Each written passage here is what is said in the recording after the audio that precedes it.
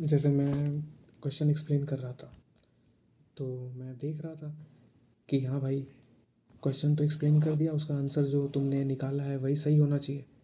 तो बायो के तो मेरे पहले पहले अटेम्प्ट में क्वेश्चन मैंने कर दिए, लेकिन ये क्वेश्चन मैंने गलत कर दिया। और जब मैंने दोबारा क्वेश्चन को पढ़ा, अपने नोट्स निकाले, तो मुझे मेरी गलती मिल गई। तो क्वेश्चन ने कहा है कि सोडियम, मैग्नीशियम और फ्लोरीन में से कौन सा ऐसा एलिमेंट है जिसकी पहली आयनाइजेशन एनर्जी दूसरे से ज़्यादा है। तो ये स्टेटमेंट गलत है। ऐसा कोई एलिमेंट नहीं होता पूरे पीरियोडिक टेबल में। इसका आंसर नन ऑफ दीज होगा। कैसे बताता हूँ। देखो, ये मेरी कॉपी है पीरियोडिक टेबल की। यहाँ पे लिख रखा है मैंने, यहाँ पे लिखा है आयनाइजेशन इंथैल्पी, कि आयनाइजेशन थर्ड ज़्यादा होगा दूसरे से और दूसरा ज़्यादा होगा पहले से, और ऑलवेज वैलिड, कभी चेंज होगा ही नहीं सेम एलिमेंट के लिए। ठीक है, कभी नहीं चेंज होगा। आयनाइजेशन इंथैल्पी पहले से ज़्यादा दूसरे का होगा, दूसरे से ज़्यादा तीसरे का होगा। ये हमेशा ही ऐसे होगा।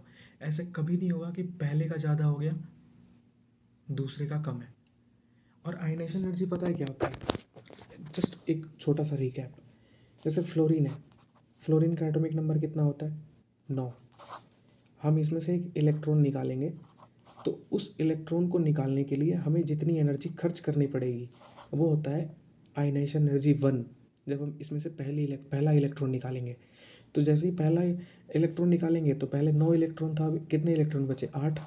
अब इसमें से दोबारा एक इलेक्ट्रॉन निकालो, तो जितनी एनर्जी देनी पड़ेगी उसको बोलते हैं आयनाइजेशन एनर्जी 2। और अब कितने बचे इलेक्ट्रॉन? 7। इसी तरीके से आयनाइजेशन एनर्जी थर्ड। तो सेम एलिमेंट के लिए, सेम एलिमेंट के लिए अगर हम एक इलेक्ट्रॉन निकालते हैं और उसमें हमें जितनी एनर्जी खर्च करनी पड़ती है उससे ज़्यादा दूसरे इलेक्ट्रॉन को निकालने के लिए एनर्जी खर्च करनी पड़ेगी, और दूसरे से ज़्यादा तीसरे इलेक्ट्रॉन को निकालने के लिए एनर्जी खर्च करनी पड़ेगी। और ये ऑलवेज वैलिड होगा, ऑलवेज ऑलवेज वैलिड होगा, कभी चेंज नहीं होगा। ये बात ध्यान रखनी है। हाँ, यहाँ पे एक इम्पॉर्टेंट बात है, इसने लिखा है सेम एलिमेंट के लिए। हम दूसरे एलिमेंट के आयनाइजेशन एंथैल्पी को कंपेयर करके देख सकते हैं कि इसकी दूसरे की ज़्यादा होगी, पहले की कम। जैसे नाइट्रोजन है, नाइट्रोजन का एटॉमिक नंबर कितना होता है? 7। ऑक्सीजन का एटॉमिक नंबर कितना होता है? 8। इसका electronic configuration 1s2 2s2 2p3। इसका electronic configuration 1s2 2s2 2p4। अब मैंने आयनाइजेशन एनर्जी 1, मतलब इससे एक इलेक्ट्रॉन निकालना है, तो 2p3 से क्या हो जाएगा? 2p2। ये तो निकलेंगे नहीं, इनर सेल है, यह है आउटर सेल। उसी तरीके से इसमें 1s2 2s2 2p4, तो इसमें से एक इलेक्ट्रॉन निकालूंगा तो ये हो जाएगा 2p3। अब मुझे बताओ, इस वाले से इलेक्ट्रॉन निकालना आसान है या इस वाले से? ऑब्वियसली इस वाले से, क्योंकि ये 2p4 है। 2p4 कहेगा कि भाई मेरे से एक इलेक्ट्रॉन ले लो, मैं p4 से p3 हो जाऊंगा, और हाफ और फुली जो शेल होते हैं वो स्टेबल होते हैं, तो ये बोलेगा चलो मेरे से ले लो। तो इसकी एनर्जी कम लगेगी, इसकी एनर्जी ज़्यादा लगेगी। क्यों? क्योंकि ये पहले से ही हाफ स्टेबल है। तो आयनाइजेशन एनर्जी 1 नाइट्रोजन के केस में ज़्यादा लगेगा, ऑक्सीजन के केस में कम। अब हम फर्दर में इसमें से एक इलेक्ट्रॉन निकालो, तो ये 2p2 से क्या हो जाएगा? 2p1। और ये 2p3 से क्या हो जाएगा? 2p2। तो अब कहानी उल्टी हो जाएगी, ये आयनाइजेशन एनर्जी 2 है, अब हम दूसरे इलेक्ट्रॉन के निकालने की बात कर रहे हैं। तो ये बोलेगा कि ठीक है भाई, मैं तो पहले से ही अनस्टेबल हूँ, 2 है तो ले ले, 1 हो जाएगा।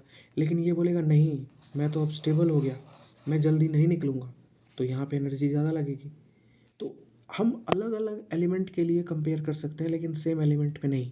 जिस तरीके से नाइट्रोजन में फर्स्ट आयनाइजेशन एनर्जी ज़्यादा लग रही थी, ऑक्सीजन में फर्स्ट आयनाइजेशन नाइट्रोजन के कंपैरिजन में कम लग रही थी, लेकिन वही सेकंड आयनाइजेशन एनर्जी नाइट्रोजन में कम लग रही है, लेकिन अब ये 2p3 हो गया, ये स्टेबल हो गया, तो अब यहाँ एनर्जी ज़्यादा लग रही है।